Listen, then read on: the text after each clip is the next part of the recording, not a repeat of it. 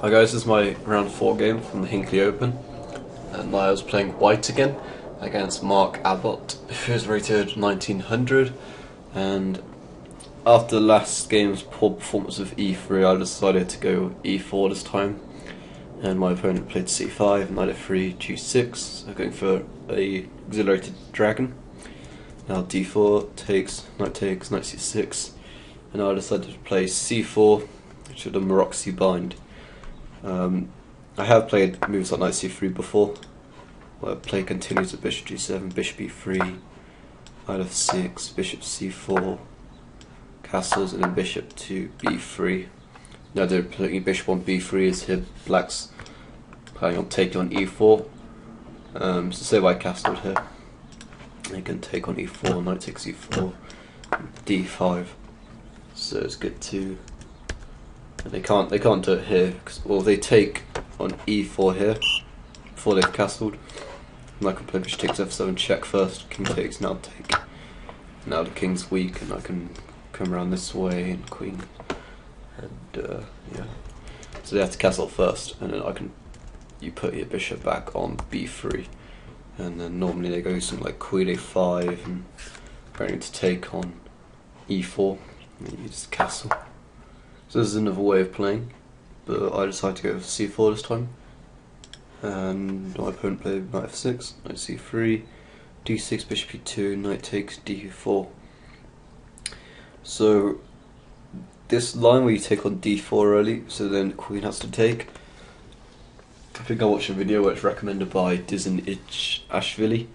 He's like a Roman guy. Now he's a GM on his YouTube channel. And he recommends this line as black, and I'm playing bishop g7 here.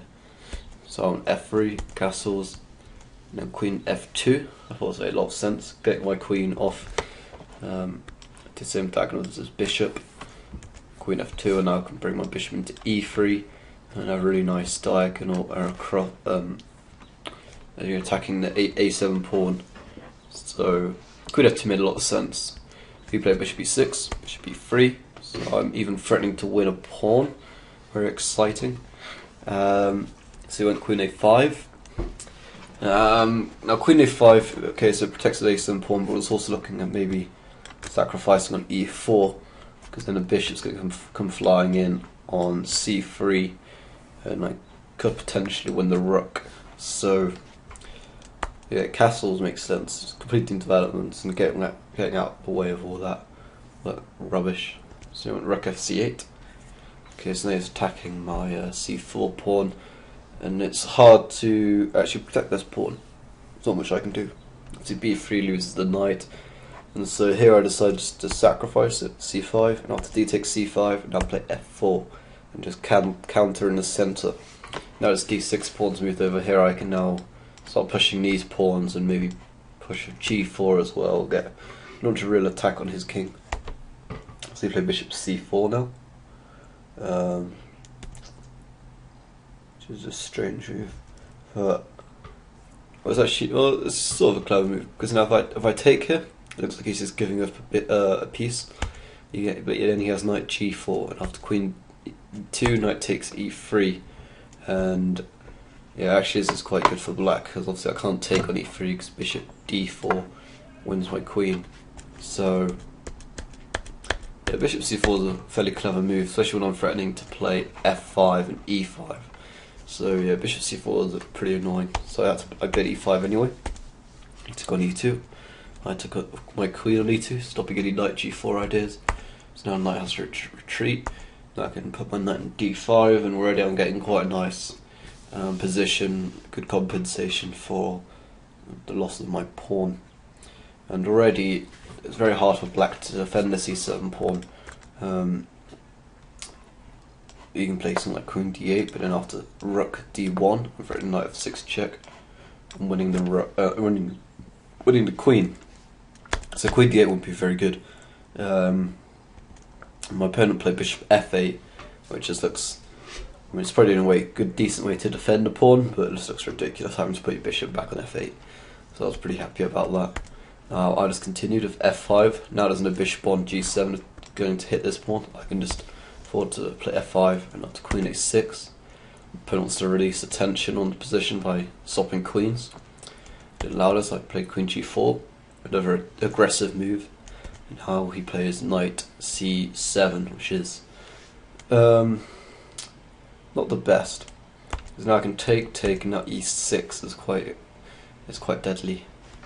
You see that black's king is really weak, and if he takes on e6, I'm actually going to take back this way, take on g6, and now I'm threatening to take on h7, and so his best move is probably to play h6, and now I can even just play this g7, bishop has to take, and now bishop takes h6, and he can't stop mate, as far as I'm aware. You can't stop mate on g7, so yeah, taking on e6 is definitely not a good idea.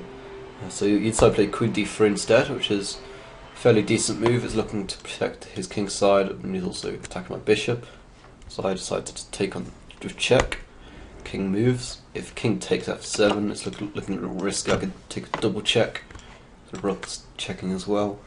You'd have to run back this way, and it's looking very, very risky.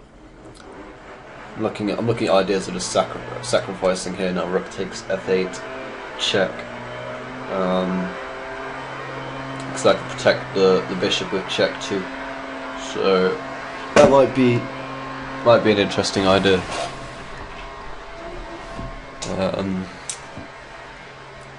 Yeah, well, let's see. This might work. Basically, takes, and then even play bishop h6 check here. Queen check, I'm also attacking the rook, so maybe this is better. Queen check, attacking the rook. If he moves back this way, then I can play. I'm tempted just to take the. I'll just push the pawn. Push the pawn. That doesn't allow him to go here. But yeah, this is looking very dodgy for black. So, yeah, taking the pawn is definitely not a good idea either. He's king h8, and now. Obviously, because my bishop's been attacked, bishop f4 is a very logical idea, attacking the black rook, and now bishop e5 checks is very dangerous.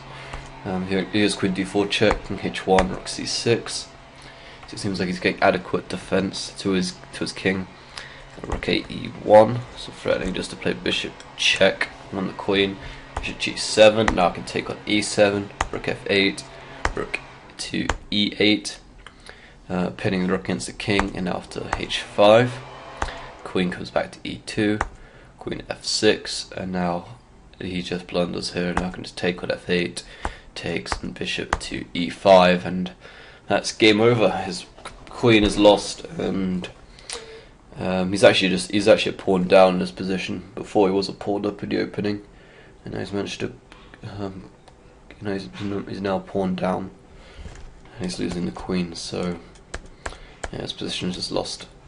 And it's hard to see what he should do here. I'm just threatening to take on g6 and then come back in with my queen, take on h5. I'm already threatening to play this anyway. Rook takes, then bishop e5 and win the queen. So, for once got to the stage, I was after this e6 move, I thought I was doing really well, and I was pretty confident I was going to finish the game off and win. So, yeah, that was my round 4 game, and thanks for watching, and I'll see you next time.